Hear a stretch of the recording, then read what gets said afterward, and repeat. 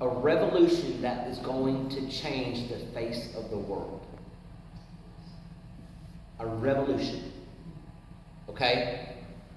Now, it's kind of hard to think that after Jesus died, Judas commits suicide, so there's only 11 disciples. How can 11 people change the face of this world? Only by the grace of God. Only by the grace of God. By starting small. Always start small, but don't stay small. Yeah. Now, don't get me wrong. There was growing pains, and we'll discuss that later. Here's the thing. Jesus did not provide a map. He did not, they didn't have AAA back in the day. They didn't have Google Maps or Apple directions on their phones. They didn't have phones. They did not know how to get to this wonderful place that Jesus was creating for them. Thomas actually asked for directions. You believe it or not, ladies, a guy will ask for directions. If you remember from the sermon from the Doubting Thomas a couple weeks ago, Thomas is a practical man. He wanted to make sure he knew how to get to where heaven was. I'm sorry, for me, if I'm driving, I'm over-prepared.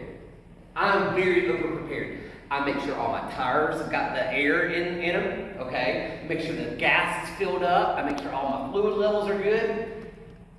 But most importantly, if I lose directions off my cell phone, I always have a printed map wherever I go.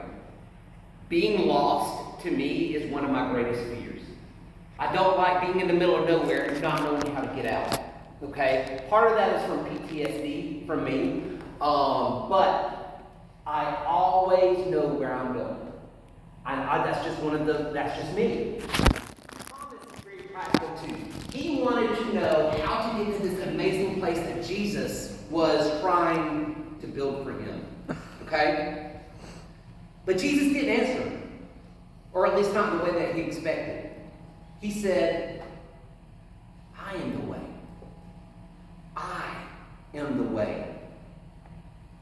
Now, we've all heard the collection of verses consecrated into I'm the way, the truth, and the life.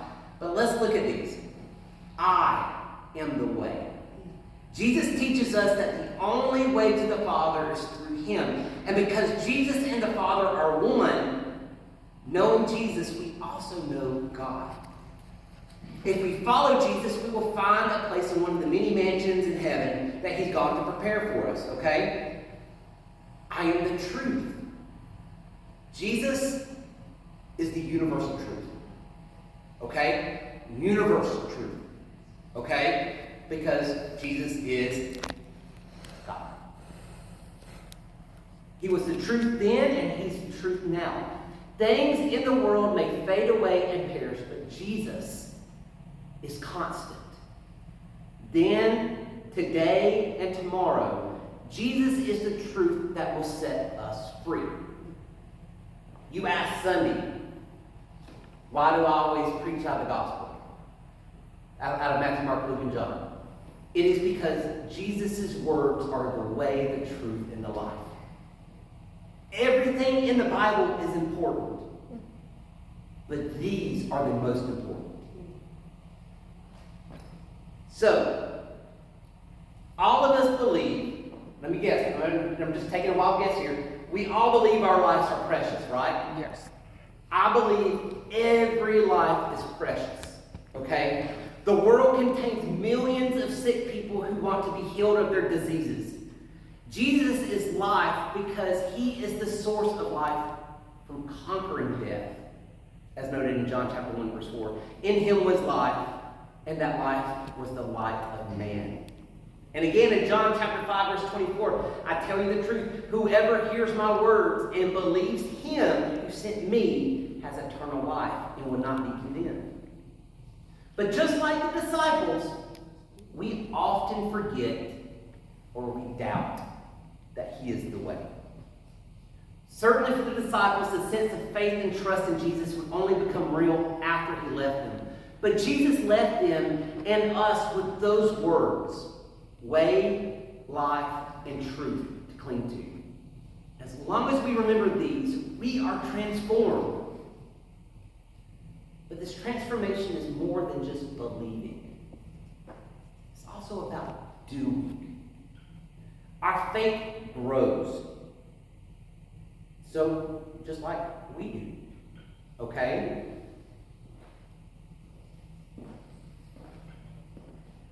If your faith does not grow, then you're not doing Jesus the right way. So, a couple days ago, my daughter turned 6 years old.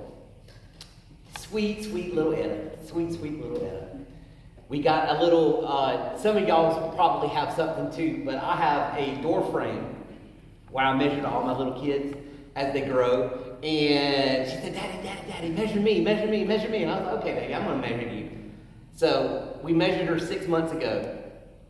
And I don't know who did this, but it was probably my wife because she didn't know how to measure it right. But Etta goes and she stands on the doorpost for me to measure her. It looks like she shrunk about an inch this year. And I was like, are you shrinking? And she said, no. Just like a little 6-year-old girl does. And that kind of brought me back to this. Faith. Sometimes you have really big faith. Sometimes you have little faith. Okay? And how many of y'all have ever seen Indiana Jones in the Temple of Doom? No, it was the Last Crusade. Yes. The Last Crusade. It's one of my favorite movies, okay? Raiders of the Lost Ark. Yeah, Raiders of the Lost Ark was also good. But I think in the Last Crusade, it had Sean Connery in it. Indiana Jones had to go and do all these obstacles, all based about faith. And the one thing that was scary to me is that he had to have faith to go off the cliff and make sure he was okay. And it turned out there was a hidden rock right where he could go, but nobody could see it. So he had to take a leap of faith. It was kind of scary. Sometimes you have big faith like that. Sometimes you have little faith. Like this is a good example right here. So a couple years ago, I was over here at the dollar store. I think I was buying some snacks for a chapel, and there was a guy. He said, excuse me, mister.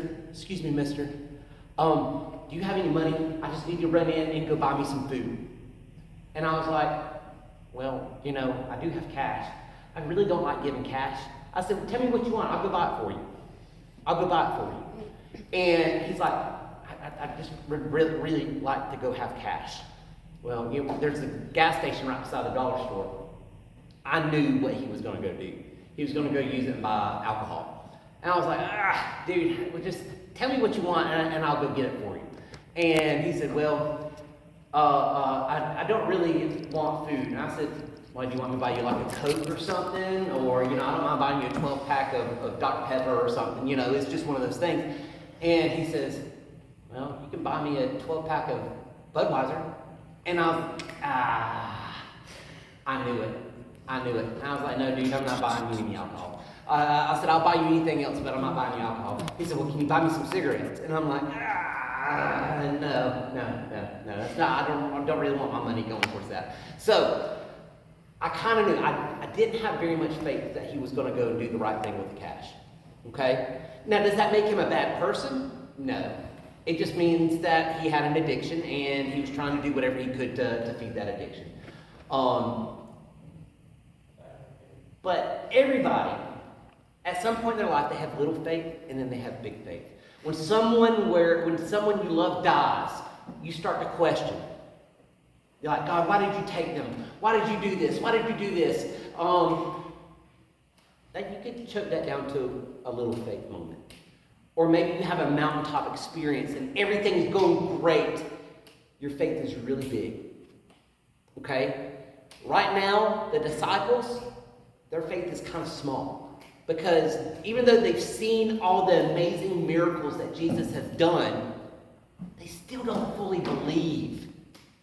They still don't fully believe. And that's what's so sad about this sometimes. They've seen such amazing, wonderful things, and they still have little faith. Well, just like the disciples, we often forget or doubt that He is the way.